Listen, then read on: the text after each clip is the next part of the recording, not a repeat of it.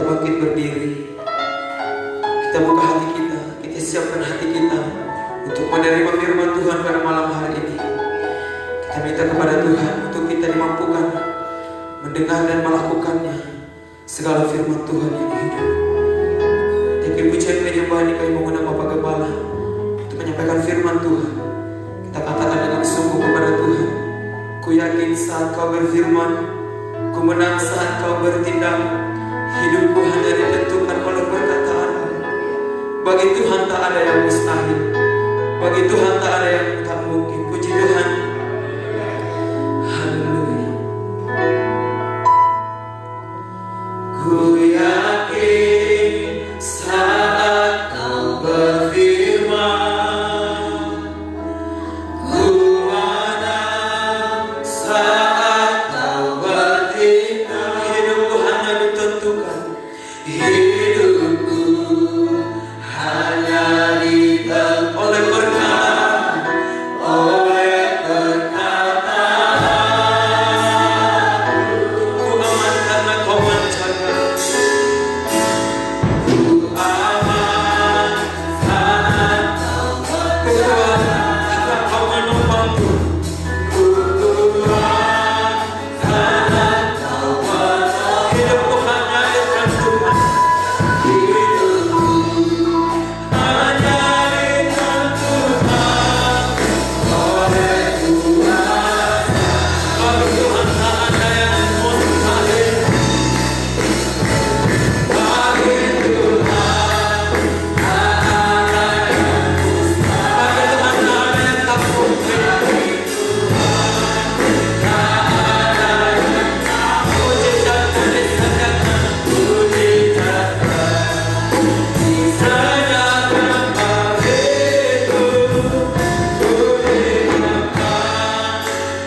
bagiku, pujikan hatiku. Bagi Tuhan tak ada yang mustahil, bagi Tuhan tak ada yang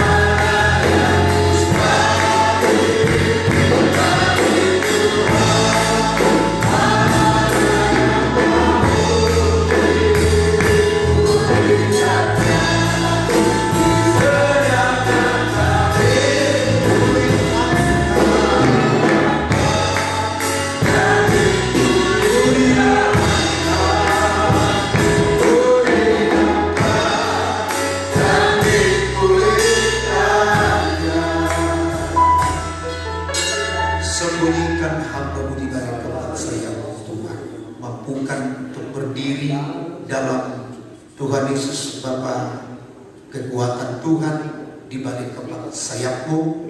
Urapi hamba-Mu dalam meneruskan firman Tuhan isi hati. Terima kasih Tuhan. Tidak ada satu perkataan, satu kalimat pun yang bisa hamba-Mu sampaikan selain oleh karena dorongan Tuhan lewat Roh Kudus. Terima kasih, itulah yang hamba-Mu yakini, yang hamba-Mu percayai, sehingga Tuhan saat berdiri pun di balik mimbar ini, ya, kemuliaan Allah, pribadi Allah yang boleh terlihat dalam kehidupan kami semua. Terima kasih Tuhan, terpujilah nama-Mu. Kami siapkan hati kami, urapi hamba-Mu, sembunyikan hamba-Mu, tolong hamba-Mu untuk meneruskan firman. Dalam nama Tuhan Yesus kami berdoa dan mengucap syukur. Haleluya. Amin. Puji Tuhan. Silakan duduk Bapak Ibu sekarang, dikasihi Tuhan. Kita bersyukur pada saat malam hari ini Tuhan boleh hantar kita kembali di dalam ibadah kita, ibadah hari Rabu, ibadah keluarga.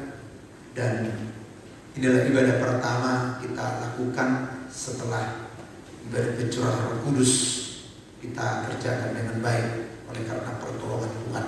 Biarlah persekutuan malam hari ini dalam doa-doa kita serukan kepada Tuhan, supaya atas izin Tuhan, kalau sampai hari ini masih tetap ya di dalam hati ini akan kita mengerjakan ibadah kita pada hari Minggu, ibadah terbatas bagi umat-umat Tuhan yang sudah saya sebutkan, yang jemaat yang sudah biasa hadir dan yang ada di lingkungan Kelurahan Karangasem Barat ini, dan juga yang ada di lingkungan gereja ini dan yang berKTP di Kelurahan Karangasem Barat, walaupun mungkin saudara di luar Kelurahan Karangasem Barat tinggalnya, tapi KTP-nya di sini. Dan bagi hamba Tuhan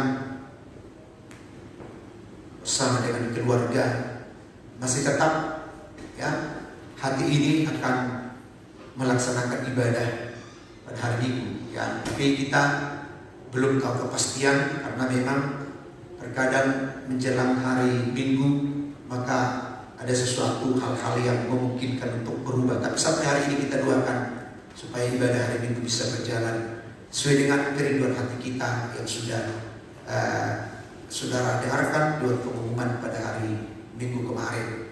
Tuhan memberkati kita semua. Puji Tuhan. Baik, firman Tuhan dalam kitab Yohanes pasal yang ke-15 ayat yang pertama sampai yang ke-8. Ini seringkali kita baca firman Tuhan dan seringkali menjadi ayat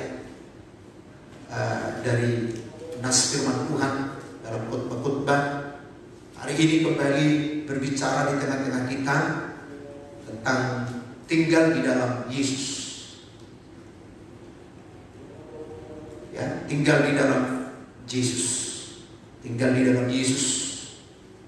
Stay in Jesus. Dalam Yohanes 15 1 sampai yang ke-8. Kita baca bersama-sama 2, 3 ya. Akulah pokok anggur yang benar dan Bapakulah pengusahanya. Setiap ranting berbuah dipotongnya, dan setiap ranting yang berbuah dibersihkannya, supaya ia lebih banyak berbuah. Kamu memang sudah bersih karena firman yang telah kukatakan kepadamu. Tinggallah di dalam aku dan aku di dalam kamu. Sama seperti ranting tidak dapat berbuah dari dirinya sendiri kalau ia tidak tinggal dalam pokok anggur, demikian juga kamu tidak berbuah jikalau kamu tidak tinggal di dalam aku. Akulah pokok anggur dan kamulah ranting-rantingnya. Barang siapa tinggal di dalam aku dan aku di dalam dia, ia berbuah banyak. Sebab di luar aku kamu tidak dapat berbuah apa-apa. Barang siapa tidak tinggal di dalam aku, ia dibuang keluar seperti ranting dan menjadi kering, kemudian dikumpulkan orang dan dicampakkan ke dalam api lalu dibakar. Jikalau kamu tinggal di dalam aku dan firman-Ku tinggal di dalam kamu, mintalah apa saja yang kamu kehendaki dan kamu akan menerimanya. Dalam hal inilah Bapa-Ku dipermuliakan, yaitu jikalau kamu berbuah banyak, dan dengan demikian kamu adalah murid-murid-Ku. Puji Tuhan. Bapak Ibu Saudara, di dalam nama Tuhan Yesus, firman ini berbicara tinggal di dalam Yesus, tinggal di dalam Yesus, tinggal di dalam pokok anggur. Kita adalah ranting-ranting, dan kalau ranting itu supaya menghasilkan buah, dia akan tetap menempel pada pokok daripada pohon tersebut. Setiap ranting apapun, bukan hanya ranting anggur, tetapi setiap ranting daripada pohon, setiap ranting saudaraku memang yang harus berbuah. Maka kalau dia tidak menempel kepada saudaraku pokoknya, pokok anggur atau pokok daripada pohon tersebut, maka dia tidak akan berbuah. Karena sesungguhnya suplai makanan, minuman yang membuat dia menghasilkan buah itu bukan dari ranting itu, tetapi dari pokoknya. Jadi kalau kita tinggal di dalam Yesus, maka pasti kita akan berbuah. Pasti kita akan, saudaraku, hidup. Pasti kita, kalau kita tinggal di dalam pokok anggur sebagai ranting-ranting pokok anggur kehidupan kita, pasti kita menghasilkan buah-buah yang baik. Saudara yang dikasihi, tapi kalau kita tidak tinggal di dalam pokok anggur, kalau kita tidak tinggal di dalam Yesus, apa yang terjadi? Kita tidak akan berbuah, dikatakan dalam ayat yang keempat.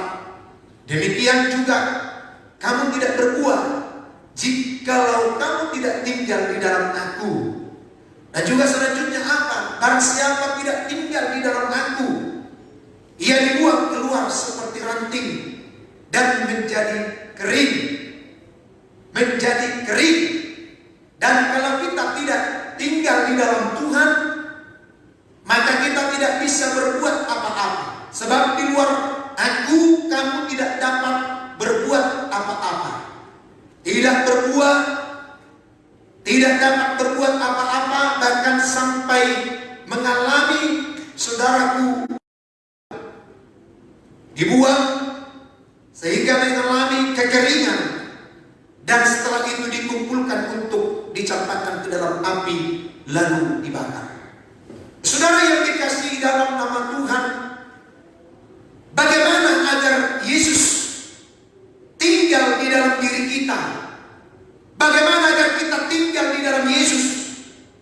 Bagaimana, saudaraku, hal ini bisa terjadi? Saudaraku, kita tinggal di dalam Yesus, Yesus tinggal di dalam diri kita.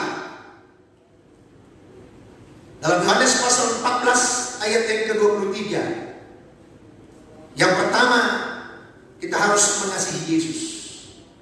Kita harus mengasihi Yesus. Semua orang Kristen sepertinya mengasihi Yesus.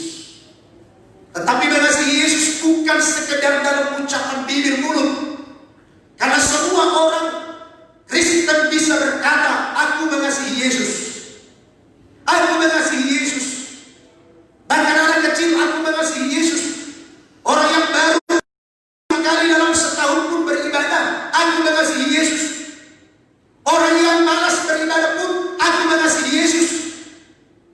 Begitu mudah, saudara. Apakah dia sudah tinggal di dalam saudaraku Yesus?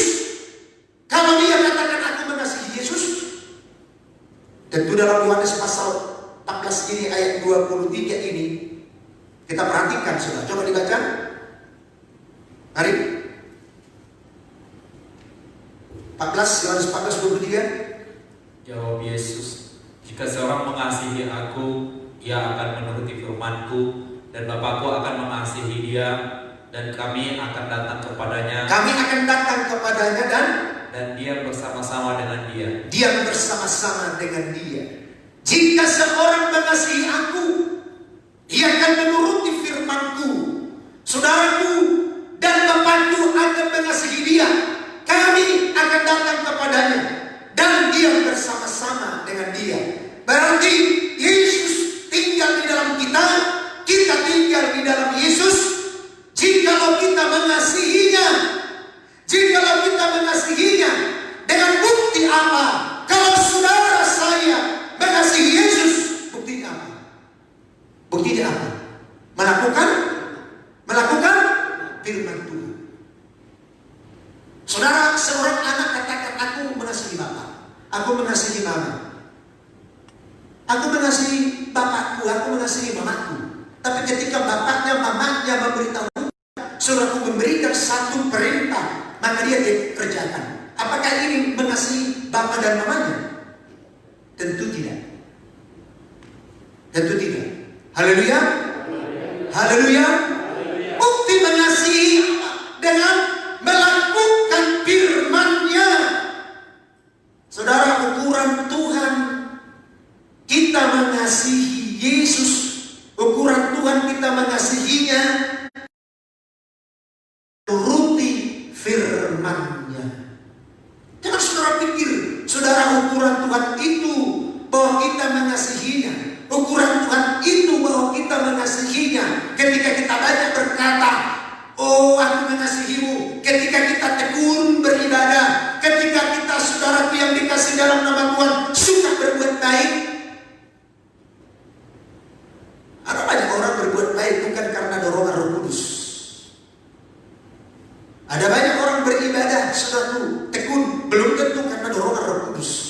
Sebab saya yakin kalau orang yang karena dorongan saudaraku yang dikasih Roh Kudus beribadah, oleh karena dorongan Roh Kudus berbuat baik, maka saudaraku dia akan suka melakukan firman Tuhan. Apapun, sesulit apapun, sehingga seorang kita bisa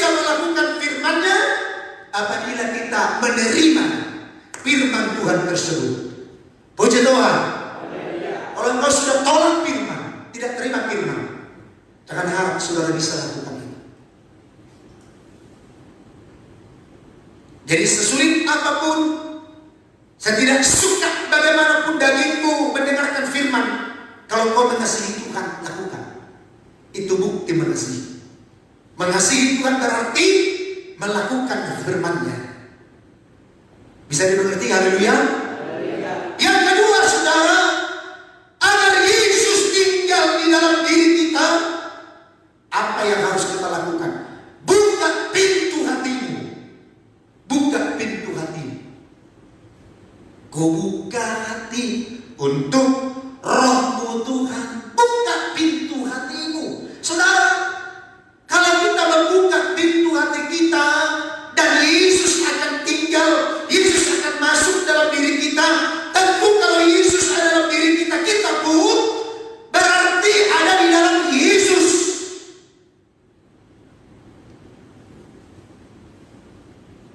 Saudara, dalam Wahyu pasal 3 ayat 20. Wahyu pasal 3. Wahyu pasal 3 ayat 20. Mari dengan cepat. Wahyu pasal 3, satu seorang. Wahyu pasal 3 ayat 20.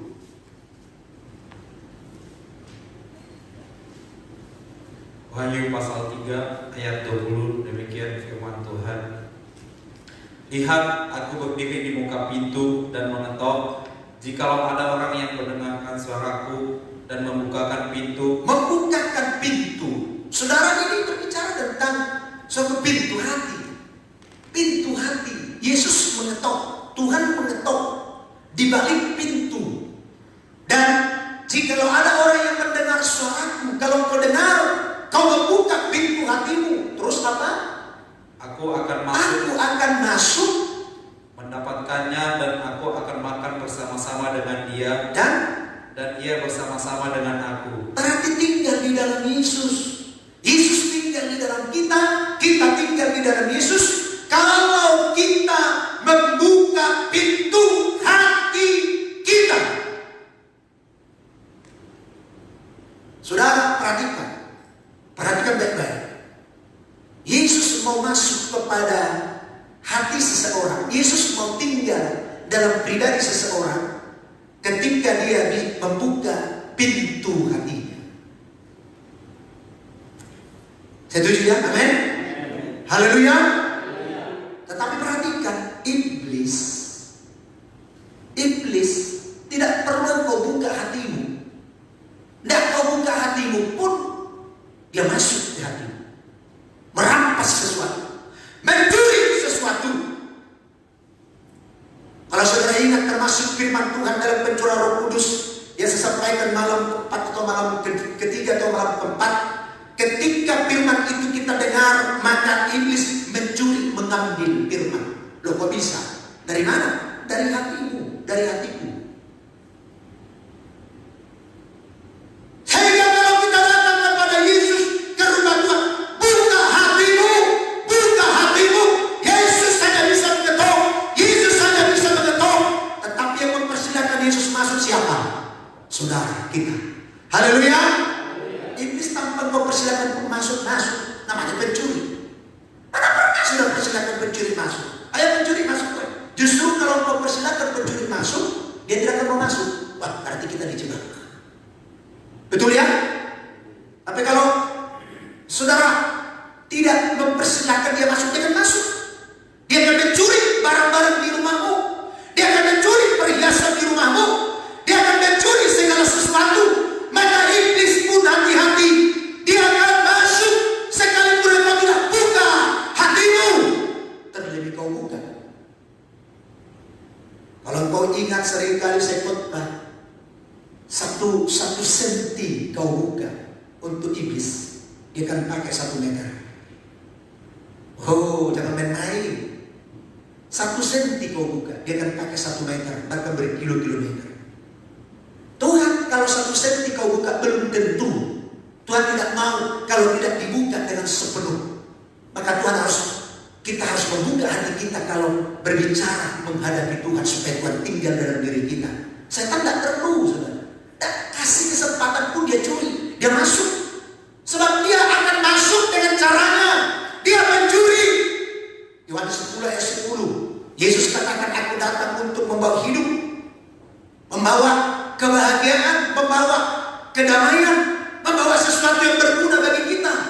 Tetapi pencuri datang untuk mencuri, merusak, membinasakan. Pencuri itu siapa? Iblis, setan. Yohanes 10:10. Pencuri datang hanya untuk mencuri dan membunuh dan membinasakan. Tapi dikatakan Yesus, aku datang supaya mereka mempunyai hidup dan mempunyainya dalam segala. Saya rasa saudara pasti mengerti pencuri dan pernah dipersilakan masuk ke rumah. Tapi dia masuk. Sebab itu untuk menghadapi iblis harus kita tutup hati kita rapat-rapat. Jangan kasih sedikit celah. Jangan kasih pori-pori pun jangan kasih. Tutup rapat. Sedangkan kita tutup rapat pun dia curi. Dia coba naik dari jendela, naik dari suatu lubang angin, naik dari manapun. Dari sedikit celah dia akan pergunakan ini. Sebab itu hati-hati saudara. Hati-hati saudara. Markus 4 ayat 15. Markus 4 ayat 15. Saya sangat bersyukur saudara kepada Tuhan. Kalau ini malam keempat dalam ibadah pencurahan Roh Kudus, ya kita sudah dengarkan, tetapi seringkali orang Kristen mendengarkan firman Tuhan, justru firman itu tidak tumbuh subur, tetapi iblis mengambil, mencuri. Kenapa bisa? Karena kau kasih kesempatan, kau buka, kau beri kesempatan, kau buka sedikit. Orang-orang yang di pinggir jalan tempat firman itu ditaburkan ialah mereka yang mendengar firman. Lalu datanglah iblis dan mengambil firman yang baru ditaburkan di dalam mereka. Saudara yang dikasihi dalam nama Tuhan, sebab itu kita harus, saudaraku, sungguh-sungguh kita buka hati kita hanya kepada Yesus, kepada kebenaran, kepada Tuhan. Agar apa? Yesus tinggal di dalam diri kita. Saya pertama tadi, agar Yesus tinggal dalam diri kita dan kita di dalam Yesus. Bagian pertama, kasih Yesus dengan bukti, lakukan firman-Nya. Yang kedua, buka pintu hatimu kepada Yesus. Jangan beri kesempatan kepada iblis. Saya percaya saudara sampai saat ini bisa memahami firman Tuhan yang saya sampaikan. Nah saudara yang dikasihi dalam nama Tuhan Yesus Kristus, representasi dari kehadiran Yesus di dalam diri kita dalam zaman ini ditandai ketika kita hidup dalam pimpinan Roh Kudus. Itulah sebabnya Yesus berjanji, meninggalkan engkau sendirian, aku tidak meninggalkan engkau sebagai yatim piatu, tetapi aku akan memberikan Roh Kudus kepadamu. Aku akan memberikan penolong, aku akan memberikan penghibur. Menolong untuk apa? Untuk kita bisa hidup tetap tinggal di dalam Kristus, untuk kita tetap hidup tinggal selalu berjalan di dalam koridor firman Allah yang benar. Jadi perhatikan, bukanlah Yesus secara pribadi yang tinggal di dalam dirimu, tetapi representasi kehadiran Yesus, kehadiran firman di dalam diri kita. Ada Roh Kudus yang Dia utus ke tengah-tengah dunia ini, dan barang siapa yang haus, dia akan menerima Roh Kudus itu. Puji Tuhan. Nah saudara butuh itu. Kita butuh Roh Kudus, bukan selalu hanya untuk sekedar memeteraikan kita menjadi anak Allah, tetapi memampukan kita untuk melakukan setiap firman-Nya. Karena kalau kita melakukan setiap firman-Nya, berarti ini kehidupan yang sungguh-sungguh tetap tinggal di dalam Kristus, tinggal di dalam Allah. Dan firman itu yang membersihkan kita. Dikatakan Yohanes 15 ayat 3 tadi, kita dibersihkan oleh firman Tuhan itu. Sehari ke sehari kita disucikan oleh firman, kita dibersihkan oleh firman. Di dalam ibadah-ibadah sebelum ibadah pencurahan Roh Kudus saudara, dalam ibadah minggu kalau saya tidak salah, saya sudah sampaikan tentang firman Tuhan, bahwa 3 hal yang bisa menyucikan kita: firman Allah, darah Kristus. Itu yang menyucikan, menguduskan kita. Saudara, kita tidak bisa lakukan Tuhan. Dengan daging tidak bisa. Karena firman Tuhan itu merobek, firman Tuhan itu menunjuk dosa, firman Tuhan itu merendahkan daging.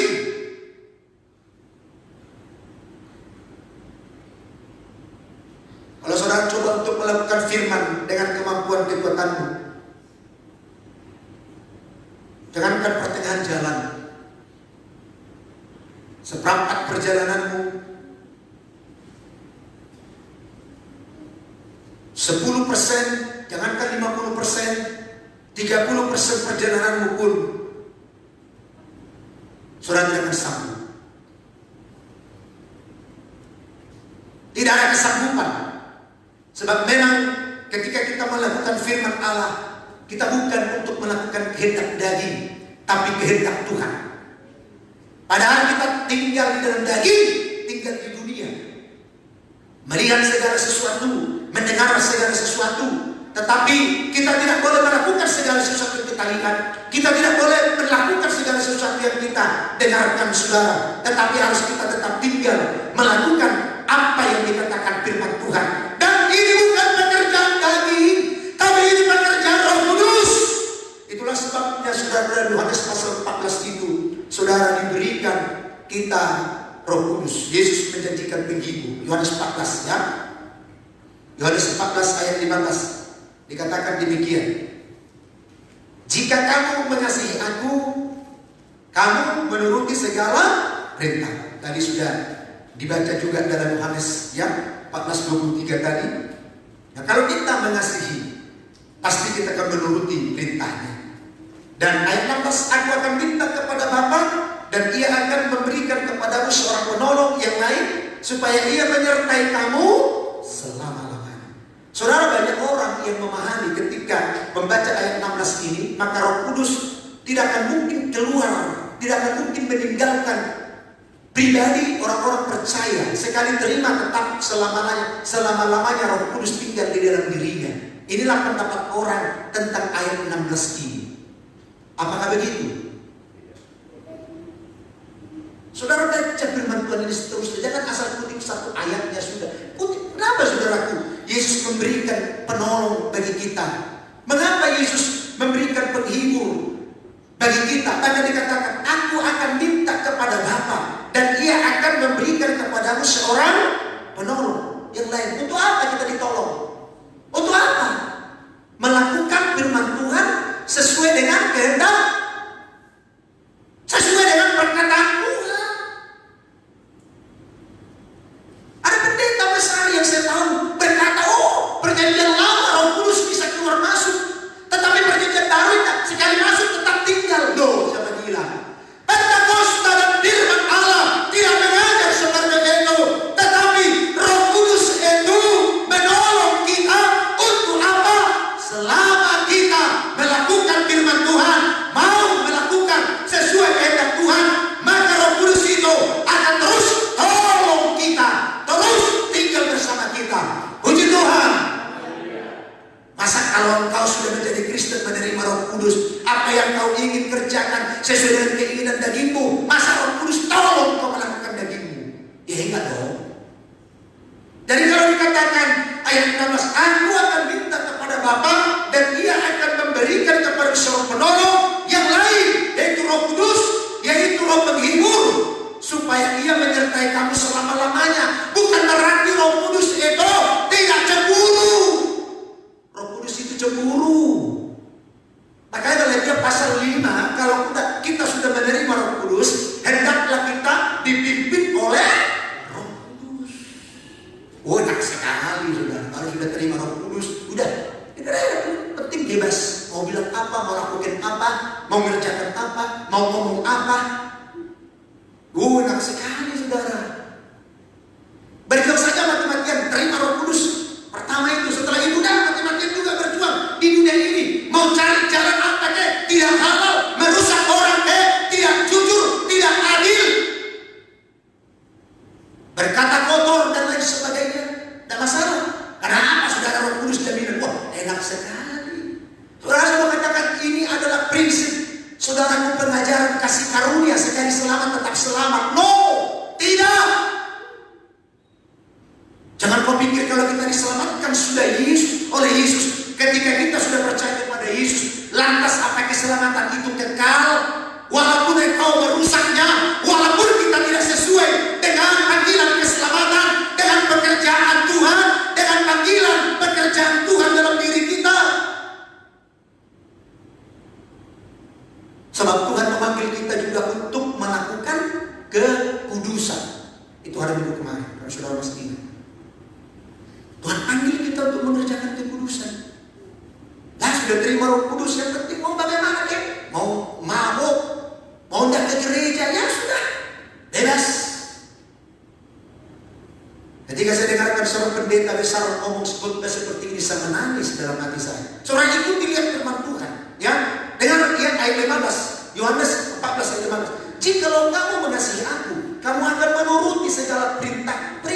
Di sini saja sudah ketahuan, menuruti perintah Tuhan. Ayat 16, aku akan minta kepada Bapa, dan Ia akan memberikan kepadamu seorang penolong yang lain, supaya Ia menyertai kamu selama-lamanya. Untuk apa disertai selama-lamanya? Untuk melakukan firman, untuk tetap mengasihi Tuhan.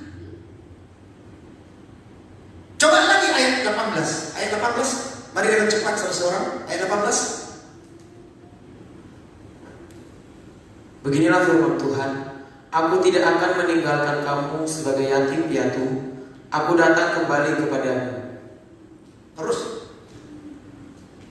Terus tinggal sesaat lagi dan dunia tidak akan melihat aku lagi, tetapi kamu melihat aku, sebab aku hidup dan kamu pun akan hidup. 20. Pada waktu itulah kamu akan tahu bahwa aku di dalam Bapakku dan kamu di dalam aku. Terus ke 21. Dan aku di dalam kamu.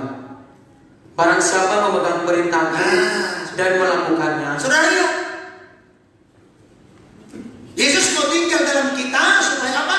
Barang siapa memegang perintahku dan melakukannya, dialah yang mengasihi aku. Terus, dan barang siapa mengasihi aku, ia akan dikasihi oleh Bapakku, dan aku pun akan mengasihi dia dan akan menyatakan diriku kepadanya. 22.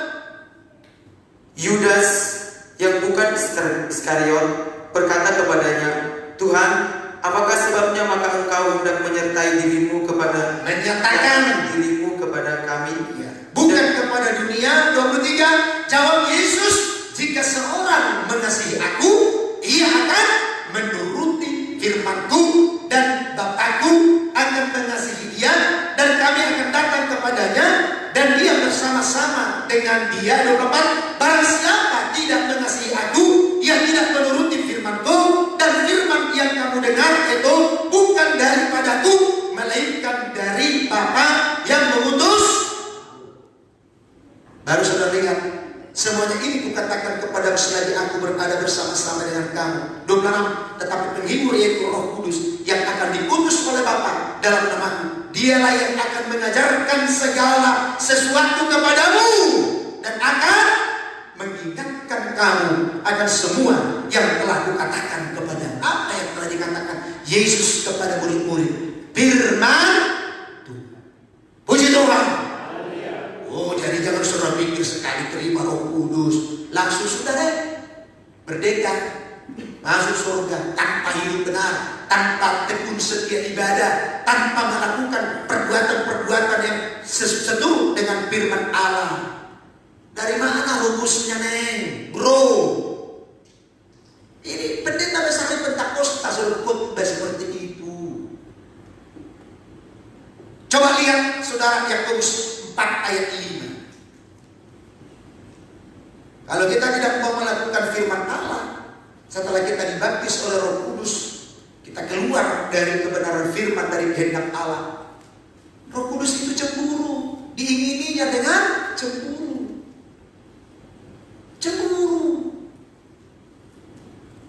Janganlah kamu menyangka bahwa kitab suci tanpa alasan berkata, roh yang ditempatkan Allah di dalam siapa? Di dalam siapa? Diri kita. Di dalam diri kita. Rohnya itu, Roh Kudus itu ditempatkan dalam diri kita. Diingininya apa? Keinginannya apa? Bahasa Batak dikatakan lebih jelas, Hai pangiburu do todii. Itu bahasa Batak. Bisa tak tampil bahasa Batak? Bisa tak?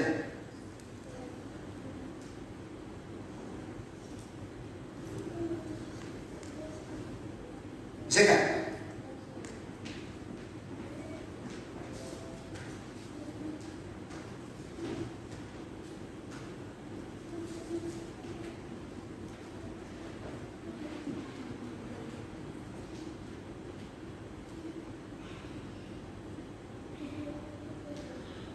Dalam bahasa Batak dikatakan seperti ini. Mana minna rohamuna geddo naliyoni surati pangiburu do todii naung dipadiri di bagasan kamu. Roh cemburu, saudara. Jadi Roh Kudus itu adalah pribadi, dia punya kecemburuan, dia punya sama dengan suami, sama dengan istri yang cemburu kalau suaminya main mata. Sama dengan suami cemburu kalau istrinya main mata. Roh Kudus pun cemburu kalau mencoba-coba saudaraku keluar lirik yang lain selain daripada firman Allah, perintah Tuhan. Mas Adi, nampak dulu jam. Saya, halo, udah. Saya sudah baca ya. Jadi pangiburu do todii, jangan kita anggap saudaraku ini main-main. Janganlah kamu menyangka bahwa kitab suci tanpa alasan berkata roh yang ditempatkan Allah di dalam diri kita diingininya dengan cemburu. Ini firman Tuhan saudara. Jadi jangan begitu mudah berkata. Sekali terima Roh Kudus dalam perjanjian baru, tidak mau lagi keluar, perjanjian lama bisa keluar masuk. Waduh. Pengajaran saudara Pentakosta itu yang saya terima. Tetap setia, tetap menjaga hubungan dengan Tuhan, supaya Roh Kudus itu tidak meninggalkan kita. Bahkan setiap saudara kita berdoa sebenarnya harus kita pastikan kalau saudara memiliki karunia saudara untuk berdoa dalam berbahasa roh, itu pastikan. Kalau kau tidak pernah lagi berkarunia berbahasa roh, mungkin karunia yang lain apa? Pastikan. Apa? Masih ada Roh Kudus di dalam dirimu. Minimal kau lihat buah-buahnya. Apa buah-buah Roh Kudus itu? Adakah kau kasih? Adakah kau sukacita? Ada damai sejahtera? Ada di situ. Sudah kau perhatikan dari 9 buah roh itu. Kau lihat kau memimpin diri kita. Kau lihat kau memimpin dirimu. Kalau tidak, sudah berkata dibaptis Roh Kudus. Tahun berapa kau dibaptis Roh Kudus? Tahun berapa? Saat kapan dibaptis Roh Kudus? SMA? Sudah gak ada.